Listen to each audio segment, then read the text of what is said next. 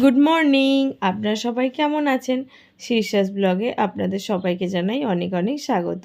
চলুন তাহলে আজকে আবার একটা নতুন ব্লগ শুরু করা যাক আপনাদের সাথে। এখন বাজে প্রায় ওই 9টা মতন। আমার ছেলে জানেন এই জাস্ট উঠলো, তো ওই জন্য ওর জন্য দুধ গরম করে ওই যে প্রোটিনটা খায় সেটা দিয়ে দুধটা গুলছি। এবার ওকে দুধ খাওয়াবো। তার দুধ খাওয়ানো মানেও তো রোজ একটা ঝামেলা জানো। চলুন দেখি দুধটা নিয়ে যাই, আবার কি বলে বোঝানো যায়। খাবি আয়, তাতেই চলে আয়।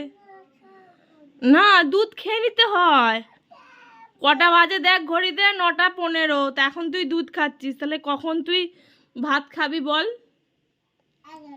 11টায়। রোজ তো তাই খাস। চলে আয়, তাড়াতাড়ি চলে আয়, আজকে পুজো আছে আবার। আয় আয় আয়। আজ আর ইতু ভাসান আছে, ইতু স্বাদ আছে, তাড়াতাড়ি চলে আয়। চলুন, যা হোক করে বোঝানো গেছে, বলেছি একটা গল্প বলবো, চ খেয়ে নিবি চ।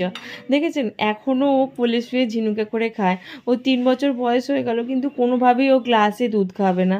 আর সত্যি কথা বলতে কি, আমারও সেই টাইমটা থাকে না, মানে ও এতই দেরিতে ওঠে, দেখলেন তো 9টা 15 বাজে এখন। তো টাইম নিয়ে যে গ্লাসে ধৈর্য ধরে খাওয়াবো সেটাও মনে হয় না, মনে হয় তাড়াতাড়ি আমি ঝিনুকে করে খাইয়ে দিই। এটা আমারও একটা গাফিলতি। আসলে ও ওঠেই এত লেট করে, মানে ও শোয়ও দেরিতে, প্রায় 12টা 15 12টা তো বেজেই যায় রোজই শুতে শুতে। তো ওই জন্যই মনে হয় যে সকালের দিকটা ডাকবো না। আবার আমারও খানিকটা বেশ কাজ গুছোনো হয়ে যায়। ও ওটা মানেই তো ওকে নজরে নজরে রাখতে হবে সব সময়। বদমাইশি করে প্রচণ্ড, এদিক ওদিক চলে যায়। এই জন্য ওর খাওয়াটা নিয়ে যেন একটা সমস্যা হয়েই যাচ্ছে। এই সকালে দুটো খাওয়ার নিয়ে এমনিই তো খেতে চায় না, আবার তার উপরে এই যে ঘন ঘন খাওয়াটা হয়ে যায়, ওই জন্য আরোই খেতে চায় না।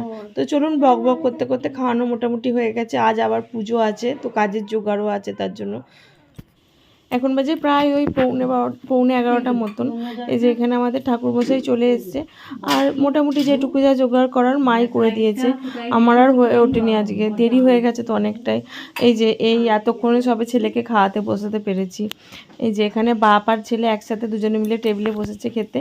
আজ তো বাবার ছুটি, তো ওর বাবা খাচ্ছে মুড়ি, একটা মাছ ভাজা নিয়েছে, আর এই যে এখানে আলু চচ্চড়ি, আর ওকে ডাল আর আলু পোস্ত দিয়ে খাইয়ে দিচ্ছি। আর এই যে মাছ। এখন বাজে প্রায় ওই 12টা মতন। আমার ছেলের দুজনেরই স্নান টান হয়ে গেছে। তো মা এই প্রসাদটা আমাকে মাখতে বললো। ইতুর যেহেতু আজকে স্বাদ, তো এই চিড়ে মুরগি দুধ এই 3টে দিয়ে মাখতে বললো, এটাই আর কি আজকে প্রসাদ। আর এখন তো যেহেতু গুড় আছে, ওই জন্য একটু গুড়ও দিলাম। দিলাম মানে দিতে হয়। তো চলুন এটা মেখে নিয়ে, ঘরেও আবার কিছু কাজ আছে। দাঁড়া, এই জামা কাপড়গুলো গুছিয়ে নি, জামা কাপড়গুলো গুছিয়ে নি, তোর বেবির এগুলো। আরে বেবিরই তো তোর এগুলো।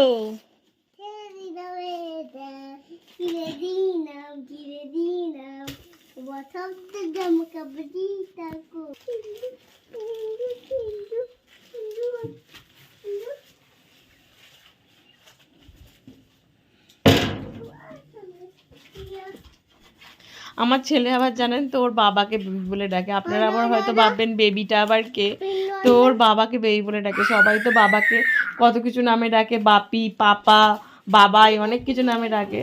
তো ওর বাবাকে বেবি বলে ডাকে, জানি না আমি কোত্থেকে শিখেছে, তবে ওর বাবাকেও বেবি বলে ডাকে। আমার খুব হাসি পায় মাঝে মাঝে। এখানে ওর বাবা আবার পাঁপড় কিনছে, ওই আমার ছেলেই দাঁড় করালো। লোকটা হেঁকে হেঁকে যাচ্ছিল, ওই আবার দাঁড় করালো, জানেন। না, বাদাম চাক দিতে হবে না। হ্যাঁ, না না, আগের দিন নিলাম তো বাদাম চা, নেবো না। এটা ডাল মুখ ভাজা না, খেয়ে নে। তাহলে একটা পাঁপড়ও দেবো না তোকে।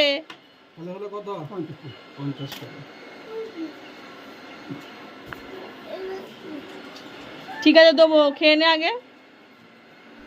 এখন বাজে ওই 2:30টে মতন। আমি, মেজো কাকিমণি আর আমার ছেলে 3জনে মিলে যাচ্ছি ওই আমাদের সামনে যে বড় পুকুরটা আছে ওখানে ইতু ভাসান করতে।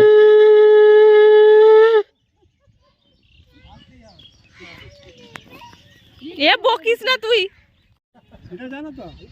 আমি সাঁতার কাটতে পারি। জল নেই তো, সাঁতার কাটলে কোনো ক্ষতি নেই, লাগাল পাবে।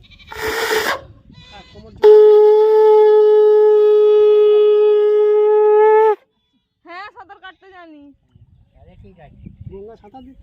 গঙ্গায় সাঁতার দিতুম, আপনার মতন নাকি?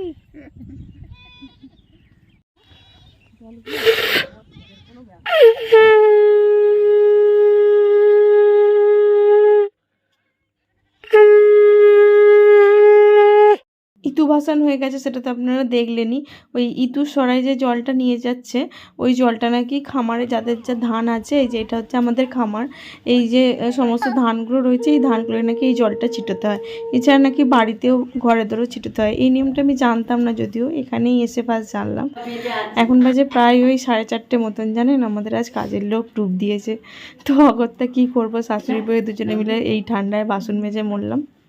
তো ওই জন্য উঠে যখন পড়েছি, ওই জন্য চাটাও তাড়াতাড়ি বসিয়ে দিয়েছি। আর মাও বললো আমিও তাহলে লেগে পড়ি, আজ অঘ্রাণ মাসের সংক্রান্তি, তো পিঠে করতে হয়। তো মা বললো আমিও এখন থেকে শুরু করে দিই। তারপর আবার মা তো আসলে সন্ধে টন্ধে দিয়ে গায়ে ধুইতে যাবে, তারপরে এসে আবার দুজনে মিলে করবো আর কি আমরা। তো ওই জন্য মা সরু চাকলি করছে, আর আমি এদিকে ওই জন্য চাটা চাপিয়ে দিয়েছি। এখন বাজে প্রায় ওই 8টা মতন। এই যে মা ছাই তৈরি করছে, সেদ্ধ পিঠে হবে, গুড় দিয়ে নারকেলের ছাই তৈরি করছে, তারপরে এটা পুর দেওয়া হবে আর কি।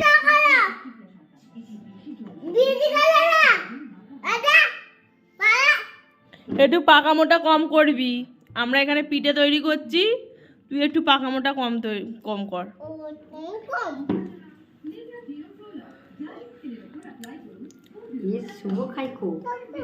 খাগে আমাদের এখানে পিঠে তৈরি করা হয়ে গেছে, মানে পিঠে গড়া, সেদ্ধ পিঠে দুধ পিঠের গড়া হয়ে গেছে। এবার মা শুধু এটা দুধে আর একটাকে ভাপে তৈরি করে নেবে। এই যে এটা হচ্ছে সেদ্ধ পিঠে হয়ে গেছে, আর এখানে রয়েছে এই যে তলায় রয়েছে এটা দুধ পিঠে, আর এই টিফিন কোটা আছে গুড়টা এবারে কেনা হয়নি, গুড়টাও বাড়িতে মা তৈরি করেছে। আর এই যে এখানে রয়েছে সরু চাকলি। তো আজকের ব্লগটা আমি এখানেই শেষ করছি। ভালো লাগলে একটা লাইক করবেন, আর আমার চ্যানেলে যদি আবার ভিডিও পেতে চান চ্যানেলটিকে প্লিজ সাবস্ক্রাইব করে দেবেন।